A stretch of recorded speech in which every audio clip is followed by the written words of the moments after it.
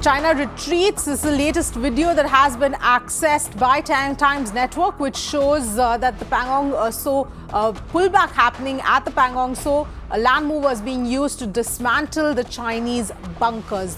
Those are the visuals at this point in time.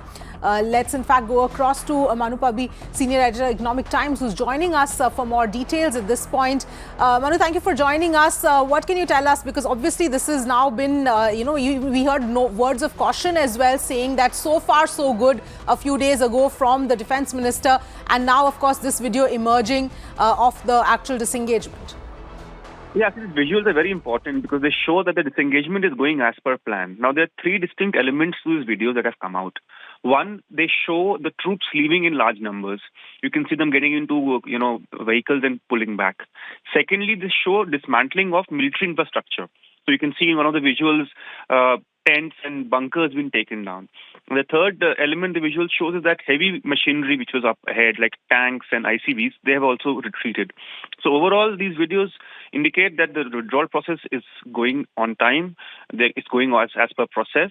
And the reason, these have been released by the army is that they believe that the thing that was planned is going as per process. And I think it's a good sign. Seeing this visual, it seemed almost impossible to believe that we were seeing satellite images 6 months ago of Chinese building bunkers. Now they're dismantling them. I think it's a very positive sign, which will go a long way to create peace in this region. Yes, absolutely, Manu. I mean, go a long way. Of course, this has come after several rounds of talks, and now, of course, this is actually happening. But the key question is that how much is this going to help in the long-term resolution of this entire issue? See, the long-term issue of the India-China border is likely to continue. That is our assessment. And, we saw it from Doklam till now, and this could go on. What is important is, can India and China use this moment, this moment in which understanding has been achieved after a bloody clash, to look for a larger border resolution? Now, that's a political question, and are both sides prepared for it is the question. Because if that doesn't happen, a Doklam-like or a Pangong-like situation or a Galwan-like situation can happen in the future, especially with China trying to expand, its reach here, India taking a very strong, resolute position. So it's a recipe for more clashes are there. It's up to the political leadership on both sides now to use this as a moment of peace and take things forward to a solution. It's not going to be easy resolving a border crisis which has been festering for the past 50 years, of course. Yes, absolutely, Manu Pabi. Thank you so much for joining us with your perspective. Let me also go across to Maruf Raza, consulting editor Times Network, who's joining us at this point in time. Thank you for joining us, Maruf. Your view as far as this video is concerned, where we are actually now seeing, multiple visuals of the actual disengagement happening. You see, first I'd like to go ahead with the same view that Manu has just talked about. I think it's important to understand that this has been a historic opportunity that is available to India in particular. I should think the Chinese would like to look at it this way because they've realized they cannot push India and Indian troops away from the positions we decide to hold. 2020 wasn't 1962, and hereafter it will never be. So here is an opportunity to find a new set of equations which will, A, prevent future flashes of firing between either side or any engagement that could lead to a minor conflict, a Kargil-like situation.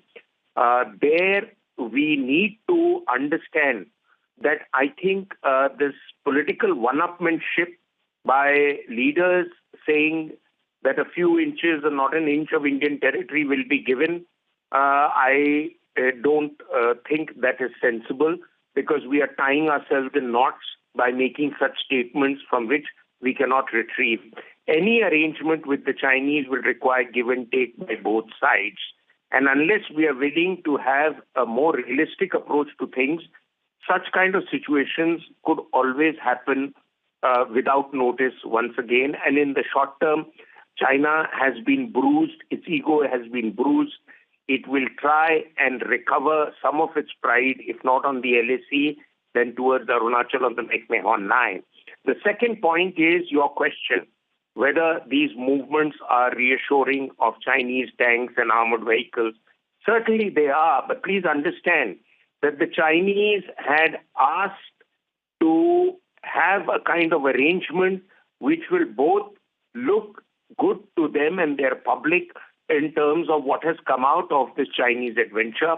They have already made enormous amount of communication and road networks all along the finger area, particularly in the aftermath of the Kargil conflict, where they started doing the building work, knowing that India would be too distracted with the Kargil and the Pakistani pressure to try and take on the Chinese simultaneously. Over the last year or two, they have built up their road communications, particularly leading up to Finger 4 and 5, and they're happy to vacate that now because if they want to surprise us in future, they can easily roll their military vehicles back. Onto these locations, which caused panic in the first place. Right. Third, and most important is that those who are doing chest thumping and arguing that this has been a victory for us, well, partially yes. And those who are saying it's been a sellout for us, they are not entirely right. The reason is the Chinese have gone back to east of Finger 8 near Sirijap area, where they were originally before they made their adventurous moves in April last year. So we managed to get them back, or at least to agree to go back to where they came from. Only thing is, it will require now a much greater degree of alertness, both all along the Pangong Tso and further deeper, 50 to 500 kilometers away from the LAC, where Chinese reserves are going back to more comfortable barracks, housing, and rest and recoup to be able to surprise us again. So we have to have intelligence assessments which will be much greater than we had earlier. Had we had them, we would not have been surprised. We took them for granted. So trust is now at a minimum. And whatever arrangements we were tom-tomming that from 1996 we have been having a bulletless border, that's behind us. If we want a no-conflict border or a boundary, then let us get onto the table and put whatever experience we've had with this Chinese ingress now into account and have special terms of reference for the special representative talks, because what were the benchmarks earlier, they don't stand anymore. All right, Maruf Raza, thank you so much for joining us with your perspective on all of this.